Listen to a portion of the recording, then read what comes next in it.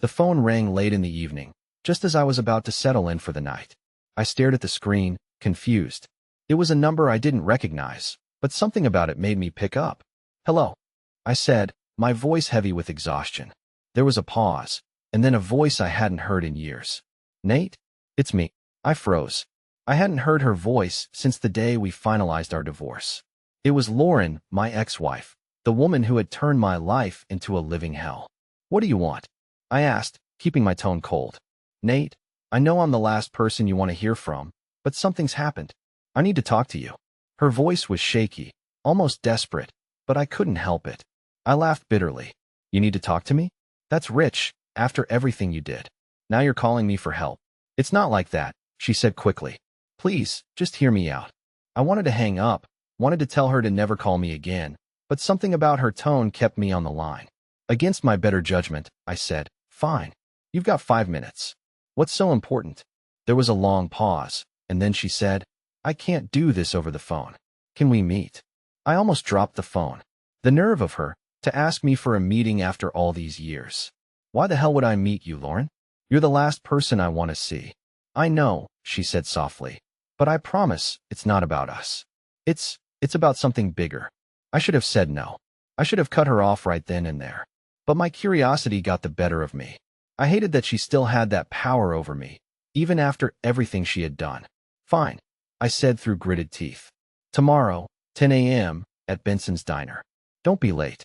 "I'll be there," she said, relief evident in her voice. I hung up without saying goodbye. For the rest of the night, I couldn't sleep. Memories of our marriage flooded back, memories I had spent 5 years trying to bury. Lauren and I had once been happy, or at least I thought we were. We had met at a mutual friend's barbecue. She was funny, charming, and had this way of making everyone around her feel like they mattered. I fell for her fast and hard, and within a year, we were married. I thought I had found the love of my life. But it didn't take long for the act to show. At first, it was small things, her staying out late with friends, secretive texts, and a new obsession with her appearance. I chalked it up to her trying to find herself. But then I found the messages, explicit texts between her and some guy named Brent. My heart shattered. When I confronted her, she didn't deny it. In fact, she laughed. "You're boring, Nate," she said with a smirk. "I need excitement. Brent gives me that." I filed for divorce the next day. The process was brutal. She fought me on everything. The house, the car, even the dog. By the time it was over, I felt like a hollow shell of the man I used to be. And now, 5 years later, here she was, dragging herself back into my life. I didn't know what she wanted, but I had a feeling it wasn't going to be good. I arrived at Benson's Diner the next morning, 10 minutes early. It was a small, cozy place I used to go to when I needed to clear my head. I hadn't been here since the divorce. Lauren was already there, sitting in a corner booth. She looked different, older, thinner, and more tired than I remembered. But she still had that air of confidence, like the world owed her something. "Nate," she said as I approached. "Lauren," I replied coldly, sliding into the seat across from her. "You've got one shot. What do you want?" She took a deep breath, her hands trembling slightly as she wrapped them around her coffee cup. "Something's happened," she said, and I didn't know who else to turn to. I leaned back, crossing my arms. "Spare me the theatrics. Just spit it out." "It's about my daughter," she said, her voice barely above a whisper. I blinked. "You're what?" She looked up at me, tears welling in her eyes. "My daughter, Nate. She's 5 years old." The air seemed to leave the room. 5 years. The same amount of time since our divorce. "Don't even try it," I said, my voice rising. "You're not about to tell me she's mine, are you?" Lauren shook her head quickly. No. She's not yours. She's Brent's." Hearing his name again made my blood boil. "Then why the hell are you telling me this? What does your kid have to do with me?" She hesitated, biting her lip. "Brent's gone, Nate. He left us. And now—" She broke off, looking away. "And now what?" I demanded. "And now I don't have anywhere else to go." Her words hung in the air, heavy and suffocating. I couldn't believe it. After everything she had put me through, after tearing my life apart, she was sitting here asking for my help. "What makes you think I'd help you?" I said, my voice dripping with disdain. She looked at me, tears streaming down her face. "Because, Nate, I don't have anyone else." I stared at her, my mind racing.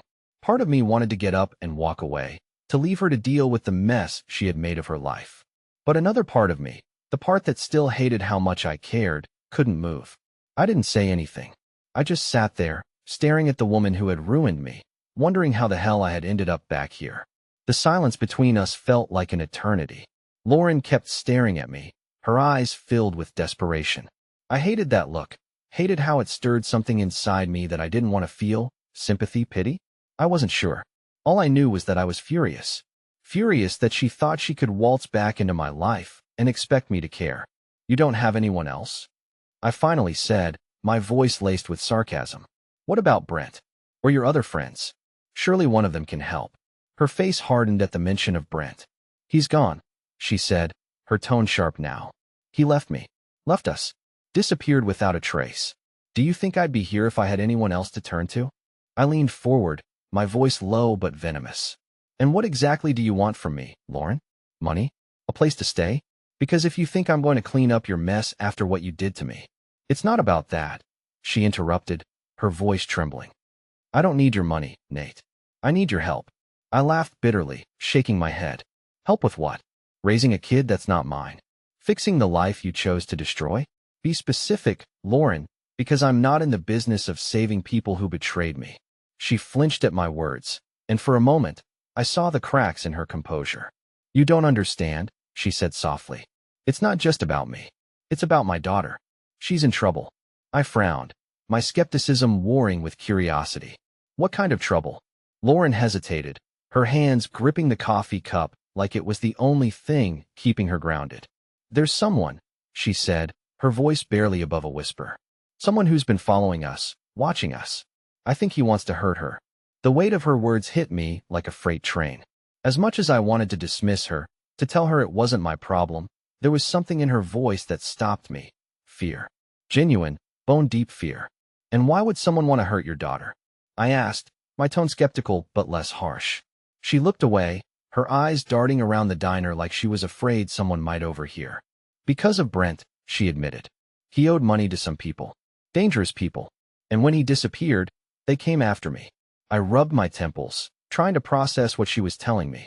So, let me get this straight. Brent screws over the wrong people, vanishes, and now they're coming after you and your kid? And you think I can do something about it? Lauren nodded, her expression pleading. You were always the smart one, Nate. You're resourceful, and you know how to handle yourself. I don't know what else to do. I couldn't believe what I was hearing. The same woman who had laughed in my face when I confronted her about her affair, who had called me boring and predictable, was now begging me to save her from a mess she created. You've got to be kidding me, I muttered, running a hand through my hair. This isn't my problem, Lauren. You made your bed, and now you get to lie in it. I know, she said quickly. I know I don't deserve your help. But I'm not asking for me. I'm asking for her. She's just an innocent little girl, Nate. She didn't choose this life. Her words cut through me like a knife. As much as I hated Lauren, I couldn't ignore the fact that a child, an innocent child, might be in danger. But helping her meant getting dragged back into the chaos I had spent years escaping. I need time to think, I finally said, standing up. Don't call me again. I'll let you know if I decide to help. Nate, please. I held up a hand, cutting her off. I'll think about it. That's all I can promise. Without waiting for her response, I turned and walked out of the diner. The cold morning air hit me like a slap, but it wasn't enough to clear my head. My thoughts were a jumbled mess of anger, confusion, and something I didn't want to admit, concern. For the rest of the day, I couldn't focus on anything. Lauren's words kept replaying in my mind, especially the fear in her voice when she talked about her daughter. I didn't want to care, but I did, and that scared me more than anything. By the time night fell, I had made up my mind. I didn't trust Lauren, but if there was even a chance that her daughter was in danger, I couldn't ignore it. No child deserved to suffer because of their parents' mistakes. I picked up my phone and dialed her number. She answered on the first ring. I'll help you, I said, my voice firm. But on my terms. And if you lie to me about anything, I'm done. Got it, she said quickly, her relief palpable. Thank you, Nate. You don't know how much this means to me. I hung up without saying another word. I wasn't doing this for her. I was doing it for the little girl who didn't deserve to pay for her mother's sins. And deep down, I couldn't shake the feeling that this was only the beginning of something much bigger and much darker than than I had anticipated. The next morning, I met Lauren again, this time at a park on the edge of town. She brought her daughter, a little girl with big, curious brown eyes and dark curls that made her look almost angelic. For a moment, I felt a pang of something I couldn't quite place. Regret? Sadness? I wasn't sure. All I knew was that seeing this innocent child made everything feel a lot more real. "This is Chloe," Lauren said, her voice soft, almost hesitant. "Chloe, this is Nate." "Hi," Chloe said shyly, clutching a stuffed rabbit to her chest. She couldn't have been more than 5 years old. The timeline hit me like a brick wall. She was born right around the time Lauren and I divorced. The math lined up, but it still made my stomach churn. "Hi, Chloe," I said, forcing a smile. "That's a nice bunny you've got there." She nodded, her little fingers tightening around the rabbit. "His name's Mr. Whiskers. He keeps me safe." I glanced at Lauren, who looked like she might break into tears at any moment. "We need to talk," I said, motioning toward a nearby bench. "Chloe can play while we figure this out." Lauren nodded, and we sat down as Chloe wandered off to the playground, staying within earshot. I didn't waste any time. "Start from the beginning," I said. "I need to know everything." Lauren took a deep breath, her hands fidgeting nervously. "Brent got involved with some shady people a couple of years ago," she began. "At first, I didn't think much of it. He said it was just business, some investment deal that would pay off big. But then he started getting paranoid, locking the doors, checking the windows, talking about people following him." "And you didn't think to leave?" I asked, my voice dripping with disbelief. She gave me a sharp look. "You think it was that easy?" By the time I realized how deep he was in, it was too late. They were already watching us. Watching me. "Who are they?" I pressed. "I don't know exactly," she admitted. "Brent never gave me names. But he said they were dangerous. Loan sharks, maybe? Or worse. All I know is that when he disappeared 6 months ago, they started showing up. Notes on the door, threats. And now they're not just threatening me, they're threatening Chloe." My jaw tightened. "And you're sure Brent's gone? He didn't just run off to save his own skin?" She nodded, her eyes filled with a mix of anger and sadness. "I wish he had. At least then I'd know he was alive. But they keep asking me where he is, like they think I know. I don't. And now they've started following Chloe to school. I've seen their car parked outside the house at night. Nate, I'm scared." Her voice broke on the last word, and for a moment, I almost felt sorry for her. Almost. "Why me, Lauren?" I asked, my tone softer but still firm. "Why come to me after all this time?" "Because I know you," she said simply. "You're the only person I've ever known who doesn't back down from a fight. You're smart, resourceful, and honestly, you're the only one I trust not to screw this up." I let out a bitter laugh. "Trust? That's rich coming from you." "I know," she said, her voice barely above a whisper. "I know I don't deserve your help. But I'm not asking for me. I'm asking for her. She's just an innocent little girl, Nate. She doesn't deserve this." I looked over at the playground, where Chloe was laughing as she slid down the slide, completely oblivious to the storm brewing around her. My stomach churned. Lauren might have been a train wreck, but Chloe was innocent. And if what Lauren said was true, she was in real danger. "Fine," I said after a long pause. "I'll help. But this doesn't mean I've forgiven you, and it doesn't mean I trust you. We do this my way, or not at all." "Got it." Lauren nodded quickly, relief washing over her face. "Got it. Thank you, Nate. You don't know how much this means to me." "Don't thank me yet," I said grimly. "This isn't going to be easy. If these people are as dangerous as you say, we need to be smart. No more secrets, Lauren. If you're hiding anything, now's the time to tell me." She hesitated for a moment, and I could see the gears turning in her head. "There's one more thing," she said finally. "A name. I overheard Brent talking to someone on the phone once. He called him Jonah. I don't know if it's a first name, a last name, or what, but it's all I've got." "Jonah," I repeated, filing it away. "All right. First thing we need to do is figure out who these people are and what they want. Do you have any of the notes they left?" She nodded. "I kept them all. They're at the house." "Good. I'll need to see them. But we have to be careful. If they're watching you, we can't let them know we're onto them." Lauren swallowed hard, her face pale. "What do we do?" I looked over at Chloe again, her laughter echoing across the park. "We start by keeping her safe," I said. "And then we figure out how to end this for good." For the first time in years, I felt the familiar weight of responsibility settling on my shoulders. I didn't ask for this, and I sure as hell didn't want it, But now that I was in it, I wasn't going to let anyone hurt that little girl, even if it meant facing demons I thought I'd left behind. The drive to Lauren's house was tense. Chloe sat quietly in the back seat, humming to herself and clutching Mr. Whiskers. Lauren sat next to me, her hands fidgeting nervously. I hadn't been to that house since the divorce, and the idea of stepping back into that space churned my stomach. When we pulled into the driveway, I scanned the area. Everything seemed normal, no strange cars, no shadowy figures. But my gut told me not to let my guard down. "Where are the notes?" I asked as we stepped inside.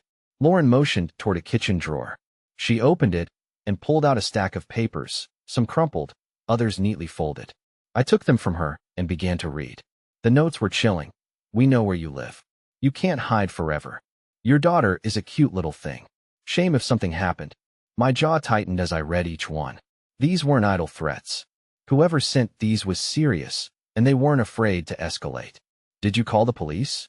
I asked, already knowing the answer. She shook her head. "I thought about it, but what could they do? I don't even know who these people are." I sighed. "You should have at least reported it. Now we're behind." Lauren lowered her head, guilt flashing across her face. I didn't want to make things worse. I didn't respond. Instead, I focused on the notes, searching for any clues. Most were handwritten, but one had been typed. The print was clean and professional, too professional. This wasn't some low-level thug. These people were organized. "Do you recognize this?" I held up the typed note. She glanced at it and nodded slowly. It came with a delivery. A box. I didn't open it. It felt off. "Where's the box?" "Box in the garage." I grabbed a flashlight and followed her. The garage smelled faintly of oil and damp cardboard.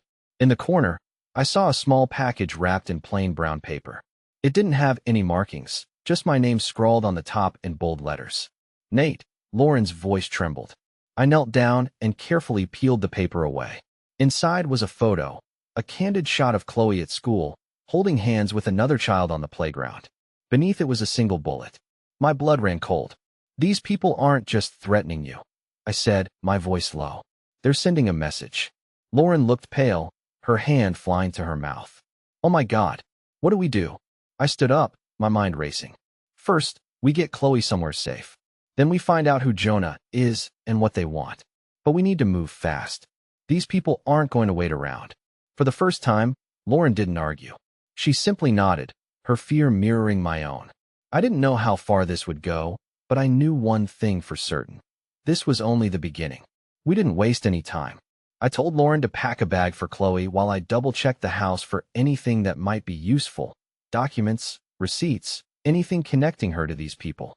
Every shadow in the dimly lit house felt like a potential threat. Every creak of the floorboards made me tense. Lauren handed me the bag, her eyes darting nervously to the windows. "Where are we going?" she asked. "A motel," I said. "Something out of town. They won't expect you to leave tonight." "What about the house?" she asked, her voice trembling. "They'll know I've gone." "Let them," I said firmly. "It's better they come here looking for you than find out where we're really staying." She didn't argue. Chloe was already half asleep in the back seat when we pulled out of the driveway. I drove in tense silence, my eyes flicking to the rearview mirror every few seconds. A part of me half expected to see headlights trailing us, but the road stayed dark and empty. The motel I chose was small and unassuming, the kind of place no one would look twice at. After checking in under a fake name, I carried Chloe inside while Lauren followed, clutching the bag. The room was basic but clean. 2 beds, a table, and a chair. It would do for now. Once Chloe was settled, Lauren and I sat at the table. I spread the notes and the photo out in front of us, along with the bullet. The sight of it made her shudder. "What's the plan?" she asked, her voice barely above a whisper. "First, we figure out who Jonah is," I said. "You said Brent mentioned him. Did he ever give you anything more? A last name? An address? Anything?" Lauren shook her head. "No, just Jonah. But he used to get phone calls from him all the time. He'd always step out when he talked to him, but I heard the name more than once." "Do you have Brent's old phone?" I asked. She hesitated. "I think so. It's in a box of his things in the attic." I couldn't bring myself to throw it out. I rubbed my temples. "Great. We'll get it tomorrow. If there's anything on it, it might give us a lead." Lauren leaned back, her arms crossed tightly over her chest. "Do you really think we can stop them?" "I don't know," I admitted. But I know we can't sit around waiting for them to make the next move. Her gaze dropped to the table, her fingers tracing the edge of the photo of Chloe. I don't know how this happened, she said softly. I thought I was protecting her, but I've just made everything worse. I didn't have the energy to comfort her, and honestly, I wasn't sure I wanted to. Lauren's choices had put Chloe in danger, and while I was willing to help, I wasn't ready to forgive. Get some sleep, I said finally. We'll figure out the rest in the morning. She nodded and moved to one of the beds, lying down beside Chloe. I stayed up, sitting at the table, my mind racing. The photo, the bullet, the notes, they were all pieces of a puzzle I didn't know how to solve yet. But one thing was clear.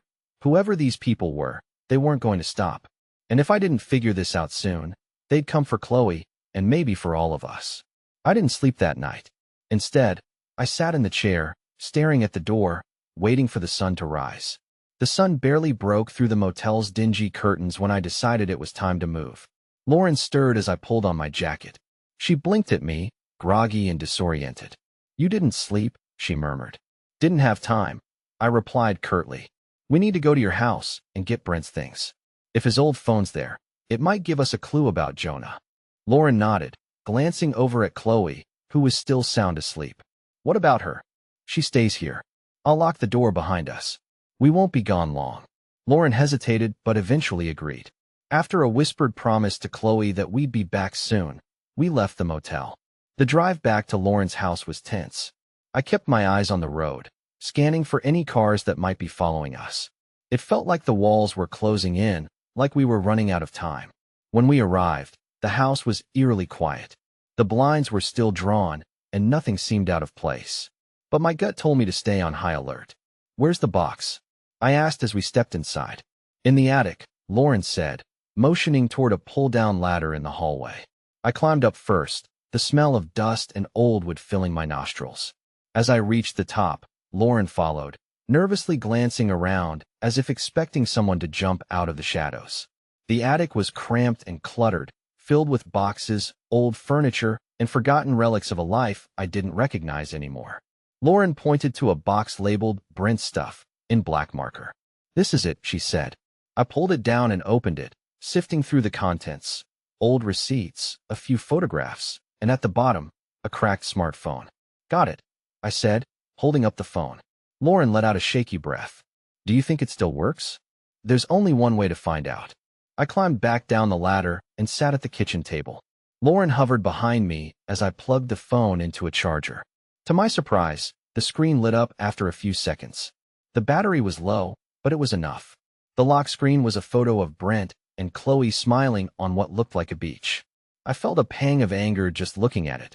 This man who had abandoned his family and left a mess for everyone else to clean up.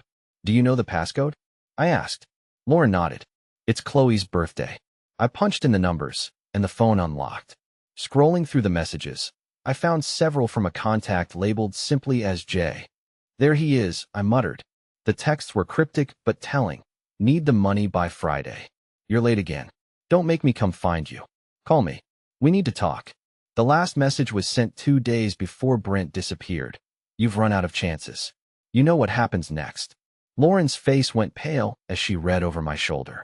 Oh my God. He knew. Knew what? That they were going to come for him? He knew and he didn't tell me anything. He just left.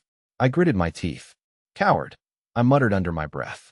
Scrolling further, I found a few calls to the same number. I jotted it down and started searching through the phone's contacts for any more information. That's when I found an audio file labeled Jonah. What's this? I asked. Lauren shook her head. I don't know.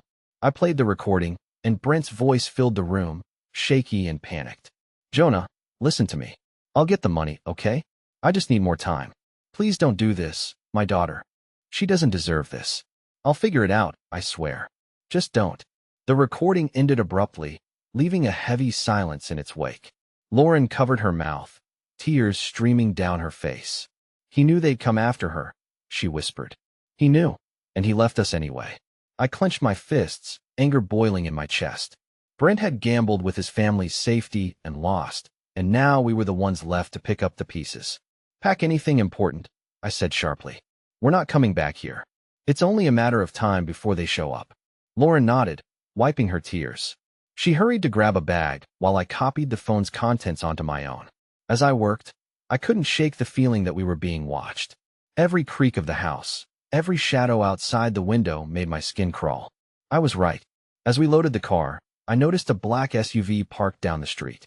The engine was off, but I could see the faint glow of a cigarette in the driver's seat. "Get in the car," I said quietly, not taking my eyes off the SUV. Lauren froze. "What? What?" "Just do it," I hissed. She climbed in, and I slid into the driver's seat, starting the engine. The SUV's headlights flicked on immediately. "They're following us," Lauren whispered, panic rising in her voice. "Not for long," I said, gripping the wheel. I slammed my foot on the gas, the tires screeching as we sped out of the driveway. The SUV roared to life behind us, its headlights blinding in the rearview mirror. This wasn't just about notes or warnings anymore. They were coming for us now. The SUV stayed on our tail as I wove through the streets, pushing the car harder than I ever had before. Lauren clutched the armrest, her knuckles white. "Nate, what are you doing?" she whispered, fear etched across her face. "Losing them," I said through gritted teeth. I took a sharp turn onto a side street, hoping to shake them, but they followed, their engine roaring louder as they closed the gap. My heart pounded in my chest, adrenaline surging through me. "Chloe, Nate," she said suddenly, her voice trembling. "She's alone at the motel." "I know," I snapped. "We'll get to her. Just let me handle this." I took another hard turn, this time into an empty parking lot. The SUV followed, its tires squealing as it tried to keep up. But I had one advantage: local knowledge. I slammed the brakes and spun the wheel, pulling the car into a tight U-turn. The SUV overshot the turn, giving me just enough time to floor it back toward the main road. "Did we lose them?" Lauren asked, her voice shaking. I glanced in the rearview mirror. The SUV was gone, at least for now. "For now," I muttered. "But they'll be back." We didn't waste any time getting back to the motel. My hands were still shaking as I unlocked the door. Chloe was sitting on the bed, hugging Mr. Whiskers, her face lighting up when she saw us. "Mommy," she cried, running to Lauren. Lauren scooped her up, holding her close. I shut the door, locking it behind us. "We need a new plan," I said, pacing the small room. "They know where you live, and they're not going to stop. We need to disappear completely." Lauren looked at me, tears brimming in her eyes. "How? Where can we go?" I stared out the window, my mind racing. "Somewhere they won't expect. But first, we need to figure out who Jonah really is, and we need to do it fast." This wasn't just a game anymore. It was survival, and I wasn't about to let them win. The next morning, I started making calls. I didn't have many connections, but I knew a guy, Marcus, an old friend from my college days who had transitioned into private investigations. He owed me a favor, and I wasn't above cashing it in. After explaining the situation and sharing the phone number tied to Jonah, Marcus promised to dig into it. "Give me a few hours," he said. "But Nate, if this is as dangerous as it sounds, you better be ready for what I might find." While waiting, I packed up the room. "We can't stay here," I told Lauren. "We head west. Keep moving until we know more." She didn't argue, just nodded as she helped Chloe into her shoes. The fear in her eyes was hard to ignore. As we loaded the car, my phone buzzed. It was Marcus. "You're not going to like this," he said. "What did you find?" I asked, dread settling in. "That number belongs to a guy named Jonah Harker. He's not just any thug. He's tied to a trafficking ring. They move everything: money, drugs, people.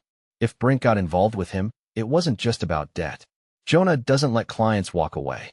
The words hit me like a punch to the gut. So they're not just after Lauren for money. They're after her because Brent screwed them over. "Exactly," he said. "And if they think she knows where Brent is, or worse, what he did, they'll keep coming." I hung up, the weight of the situation crashing down on me. This wasn't just about protecting Lauren and Chloe anymore. It was about stopping something bigger. We drove for hours, heading into rural areas where cell service was spotty and strangers didn't ask questions. I kept looking over my shoulder, expecting that black SUV to appear at any moment. By nightfall, we found a small, run-down motel off a dirt road. It wasn't much, but it would have to do. While Lauren put Chloe to bed, I sat at the table, going through everything we had. The notes, the recording, Brent's phone. It all pointed to Jonah, but there was no clear way to stop him. Lauren sat across from me, her face pale. "What do we do now?" she asked, her voice barely a whisper. We fight back, I said. We can't keep running. If we don't deal with this, they'll never stop. How? She asked, desperation in her eyes. We give them what they want, I said. We find Jonah, and we make him believe you don't know anything, that you're just a scared woman trying to protect her kid. Lauren's face twisted in fear. And if he doesn't believe me? Then we make sure he doesn't get the chance to hurt you or Chloe, I said, my voice firm. The plan was risky, dangerous even, but it was the only way to end this nightmare. The next morning, Marcus called again. He had managed to track Jonah to a warehouse on the outskirts of a nearby city. It was where he ran his operations. I didn't tell Lauren everything. I didn't want her to panic. I told her to stay at the motel with Chloe while I went to check things out. When I arrived at the warehouse, the tension in my chest was unbearable. It was a decrepit building, the kind of place where bad things happened. I slipped inside, staying low and quiet, until I found him. Jonah, sitting at a desk, flanked by two men who looked like they ate steel for breakfast. Taking a deep breath, I stepped out of the shadows. Jonah Harker, I said, my voice steady. His head snapped up, his eyes narrowing. And who the hell are you? The man who's going to make you a deal, I said. For the next 10 minutes, I laid it out. Lauren didn't know anything. She wasn't worth the trouble he was putting into chasing her.